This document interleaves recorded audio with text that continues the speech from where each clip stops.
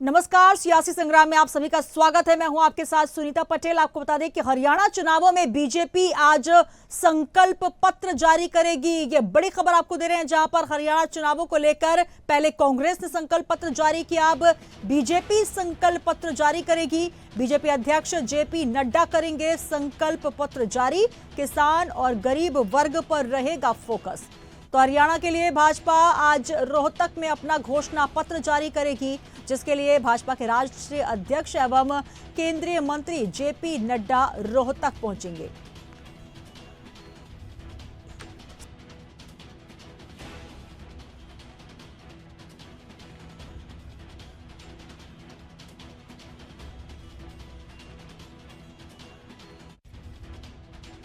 कोई नहीं।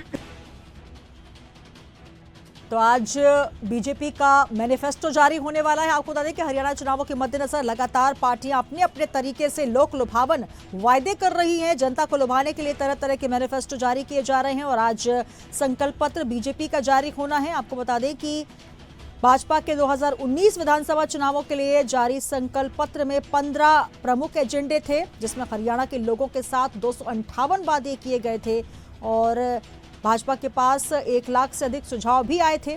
अब इसको लेकर संकल्प पत्र तैयार किया गया है।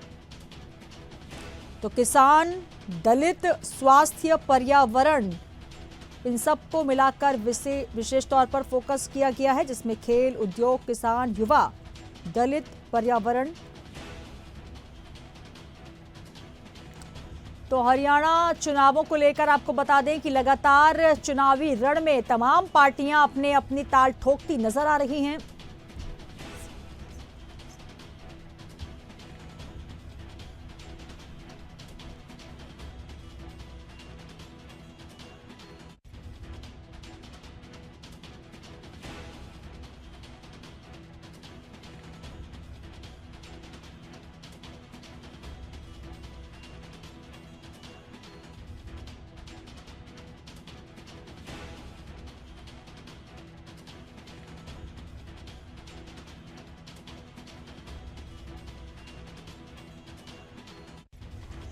तो बीजेपी अध्यक्ष जेपी नड्डा आज मैनिफेस्टो जारी करेंगे। किसान, गरीब वर्ग पर विशेष फोकस होगा। बीपीएल परिवारों के लिए भी हो सकती है बड़ी घोषणाएं। तो भाजपा पिछले 10 साल में सत्ता में काबिज है और लगातार विकास कार्यों को लेकर मेरिट पर नौकरियों को दम पर वोट मांग रही है।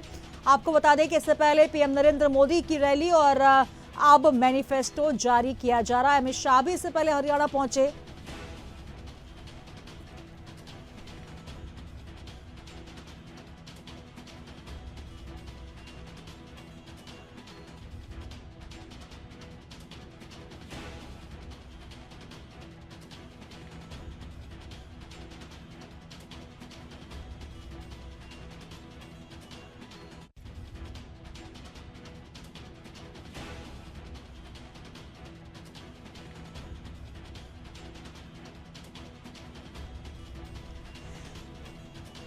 तो हरियाणा के लिए भाजपा का मैनिफेस्टो आज घोषित होने वाला है। आपको बता दें कि भाजपा के राष्ट्रीय अध्यक्ष एवं केंद्रीय मंत्री जेपी नड्डा आज रोहतक पहुंच रहे हैं। उनके साथ हरियाणा के मुख्यमंत्री नायब सिंह सैनी, भाजपा प्रदेश अध्यक्ष मोहन लाल बरोड़ी और साथ ही प्रदेश प्रभारी डॉक्टर सतीश पुनिया और मैनिफेस्टो कमेटी के अध्यक्ष ओम प्रकाश धनखड़ सहित अन्य नेता भी शामिल होंगे। तो आज भाजपा अपना मैनिफेस्टो जारी करने वाली है। 10 साल लगातार सत्ता में काबिज रहने के बाद तमाम जो वादे होंगे वो मेरिट लिस्ट के आधार पर, चाहे नौकरियां हो या फिर लगातार किए गए विकास कार्य हो, उनको लेकर चुनावी मैदान में भाजपा उतरी है और लगातार जनसभाओं को संबोधित करते हुए अपने विकास कार्यों को गिनवा रही है। और इस बीच किसान, गरीब वर्ग पर फोकस्ड मैनिफेस्टो जारी किया जा सकता है। क्या कुछ रहेंगे चुनावी वादे, इसमें यह भी देखना दिलचस्प होगा, क्योंकि 2019 में जारी संकल्प पत्र में 15 प्रमुख एजेंडे थे। तमाम जानकारी के साथ पॉलिटिकल एडिटर ब्रजेश जैन जी हरियाणा से हमारे बीच जुड़ रहे हैं। ब्रजेश जी, लगातार आप टीम के साथ हरियाणा में मौजूद हैं और जनता से भी मुखातिब हो रहे हैं, जहां पर अलग अलग समस्याएं और अलग अलग सरकार से जो अपनी उम्मीदें हैं जनता जताती नजर आ रही है। और आज बीजेपी का मैनिफेस्टो जारी होने वाला है। कुल मिलाकर वो पार्टी जो लगातार 10 वर्षों से सत्तासीन है, अब आज अपना जब मैनिफेस्टो जारी करेगी तो विशेष तौर पर कई ऐसे मुद्दे होंगे जो कि जनता को लुभाने वाले होंगे और एक बार पुनः वापसी के लिए होंगे। तो क्या कुछ रहने वाला है आज खास? बिल्कुल सुनीता जी, देखिए काफी चुनाव चल रहे हैं तो जाहिर सी बात है कि जो भी मूवमेंट है वो खास ही होगा। और बीजेपी हालांकि कल घोषणा पत्र अपना जारी करने वाली थी, अपना संकल्प पत्र, लेकिन कांग्रेस का जो चुनावी घोषणा पत्र था उसके चलते होल्ड कर लिया गया था। और अब जब कांग्रेस का कल दिल्ली से लॉन्च हो चुका है घोषणा पत्र, तो आज बीजेपी जो है वो अपना संकल्प पत्र रोहतक से जारी कर रही है। सबसे पहले शेड्यूल की बात करूं तो 10:30 बजे जेपी नड्डा जो है वो रोहतक पहुंचेंगे। 11 बजे प्रेस कॉन्फ्रेंस करेंगे। उसमें मोदी की गारंटी के नाम से जो संकल्प पत्र है बीजेपी का वो जारी किया जाएगा जी।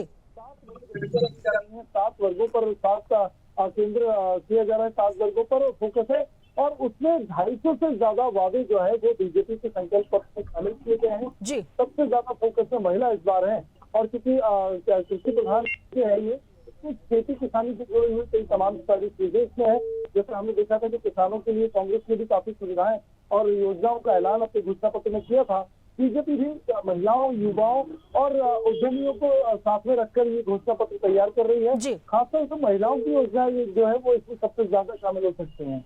बिल्कुल ब्रजेश जी का जिस तरीके से देखें कि आज बीजेपी अपना घोषणा पत्र जारी कर रही है, जिसमें अगर आप 2019 की बात करें तो 15 जो मसौदे थे, 15 एजेंडे थे, उनको लेकर बात की जा रही थी और उसमें कुछ सुझाव भी अब जोड़े गए हैं। क्योंकि कहीं ना कहीं जब 10 साल में पार्टी रहती है सत्ता पे काबिज, तो कई ऐसी चीजें होती हैं, एंटी इनकम्बेंसी जैसी चीजें निकलकर सामने आती है, बहुत सारे वादे होते हैं जो पूरे नहीं हो पाते और इसका खामियाजा भी अमूमन पार्टियों को भुगतना पड़ता है। और अगर हम बात करें बीजेपी की तो कहीं ना कहीं विश्व की सबसे बड़ी पार्टी तो है ही, लेकिन कैडर बेस्ड पार्टी है, संगठनात्मक पार्टी है।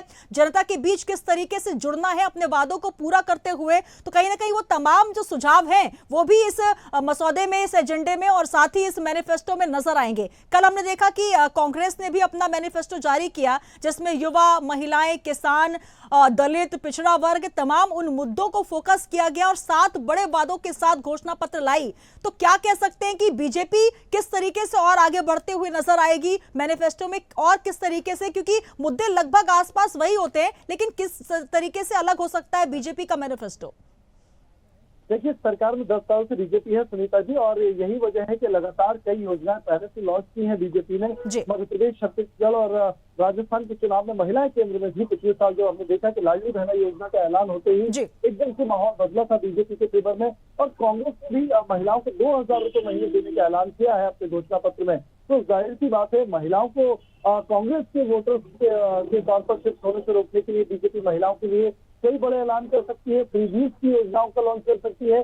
500 रुपए में घरेलू गैस सिलेंडर देने की तो बात तय है जो कांग्रेस ने भी की है अपने घोषणा पत्र में। लेकिन यहाँ पर युवाओं के रोजगार का मुद्दा काफी ज्यादा है और पलायन का मुद्दा है। हरियाणा से स्थानीय स्तर पर रोजगार जनरेट नहीं कर सकती है बीजेपी सरकार। विकास कहीं न कहीं अभी कुछ एक इलाकों में दूर है, विकास पहुंचा नहीं है, सड़कें नहीं है।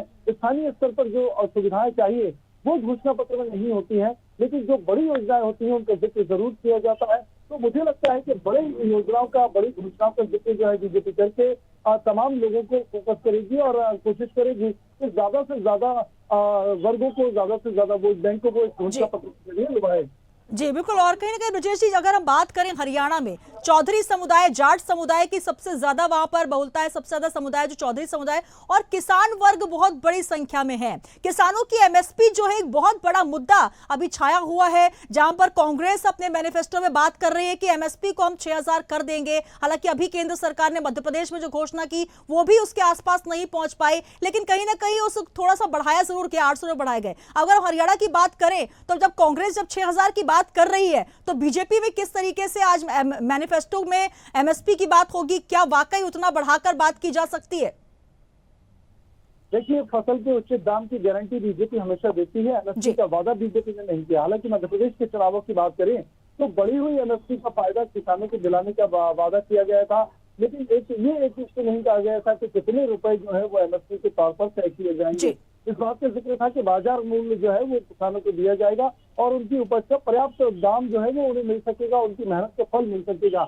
और मुझे लगता है क्योंकि सिंधु बॉर्डर पर लगातार 2 साल से किसान आंदोलनरत हैं, अभी भी सीमाएं सील है, कहीं ना कहीं किसानों का सबसे बड़ा मुद्दा हरियाणा में बन जाता है। और यही वजह है कि कल एमएसपी का वादा कांग्रेस ने तो किया ही है, अब बीजेपी की मजबूरी है कि वो किसानों के साथ है, या तो एमएसपी का घोषणा करें जो किसान लगातार मांग कर रहे हैं, या फिर अन्य सुविधाओं में उसकी तुलना में बढ़ोतरी करें ताकि कहीं ना कहीं एमएसपी का जो लोड है उसको कम किया जा सके। लेकिन केंद्र में जैसे मैंने बताया, महिला, युवा और उद्यमी और रोजगार के साथ साथ जो है वो सबसे ज्यादा किसान फोकस में रहने वाला है। बिल्कुल, लेकिन यहाँ पर ब्रजेश जी अगर बात करें, लगातार आप भी जनता से मुखातिब हो रहे हैं, इंडिया हेड की टीम ग्राउंड जीरो पर पहुंची हुई है और किन वादों इरादों के साथ पार्टियां तो पहुंची है, लेकिन जनता की बहुत सारी उम्मीदें हैं। आपसे ही जानना चाहेंगे कि क्या चाहती है जनता अपने नए जो सत्ता में काबिज होगी, वो पार्टी हो या फिर वो चेहरा हो, तो कहीं ना कहीं वो तमाम आशाएं भी होंगी। तो आपसे ही समझना चाहेंगे कि हरियाणा की जनता इस वक्त किन उम्मीदों के साथ वोटिंग करने पहुंचेगी। बिल्कुल, देखिए सबसे ज्यादा किसानों का मुद्दा और युवाओं का मुद्दा, जैसा मैंने बताया, रोजगार की समस्या काफी ज्यादा है। कई जिलों में रोजगार के लिए युवा जो है वो दिल्ली का रुख करते हैं, नोएडा जाना पड़ता है उनको, और यहाँ पर स्थानीय स्तर पर बहुत ज्यादा रोजगार जनरेट नहीं कर सकती है राज्य सरकार।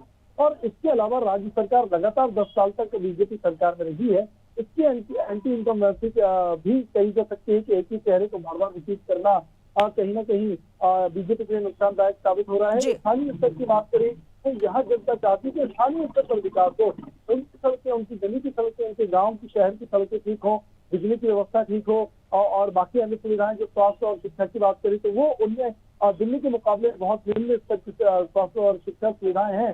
तो वैसी जैसे दिल्ली में सुविधाएं मिलती है कि दिल्ली की सीधी कनेक्टिविटी हरियाणा के लोग रखते हैं, तो दिल्ली की व्यवस्थाएं देखकर उनको हरियाणा में व्यवस्थाएं वैसी लागू करने की डिमांड लगातार ग्राउंड से आती है। तो ये तमाम बेसिक चीजें हैं जो लगातार मांग की जा रही है और घोषणा पत्र में भी उम्मीद जनता यही करती है कि ये जो चीजें हैं बेसिक नीड्स वाली, वो बीजेपी अपने बिल्कुल, हम भी यही उम्मीद करते हैं कि जो उम्मीद जनता कर रही है वही घोषणा पत्र में हो, और सिर्फ घोषणा ना हो बल्कि उसका जो अमली जामा है वो भी पहनाया जाए जब सरकार बनकर आए। बहुत शुक्रिया ब्रजेश जी हमारे साथ जुड़ने के लिए। तो लगातार ब्रजेश जी हरियाणा में मौजूद है हमारी टीम और लगातार जनता से भी मुखातिब हो रही है। और आज बीजेपी का मैनिफेस्टो आ रहा है, संकल्प पत्र, और संकल्प पत्र का मतलब यही होता है कि आप जो संकल्प लेंगे जीतने के बाद आपको उनको पूरा करना होगा।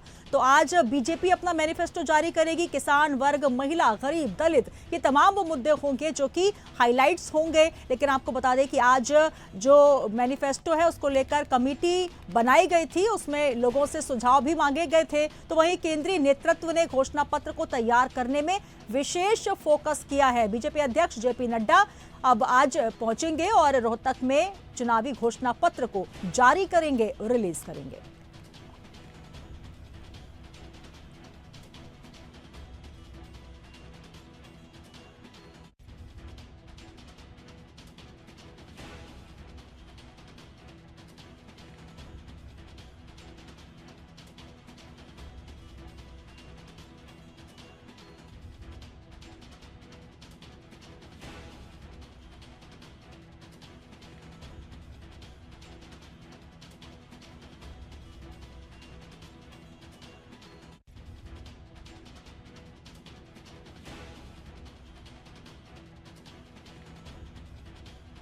तो बीजेपी अध्यक्ष जेपी नड्डा आज संकल्प पत्र जारी करेंगे। किसान, युवा, गरीब, दलित, तमाम ऐसे मुद्दे हैं जिनको प्रमुखता से संकल्प पत्र में शामिल किए जाने की उम्मीद है और तमाम मुद्दों को लेकर आज हरियाणा की जनता के बीच पहुंचेंगे जेपी नड्डा और अपना मैनिफेस्टो आज रिलीज करेंगे। इससे पहले कल कांग्रेस अपना मैनिफेस्टो जारी कर चुकी है।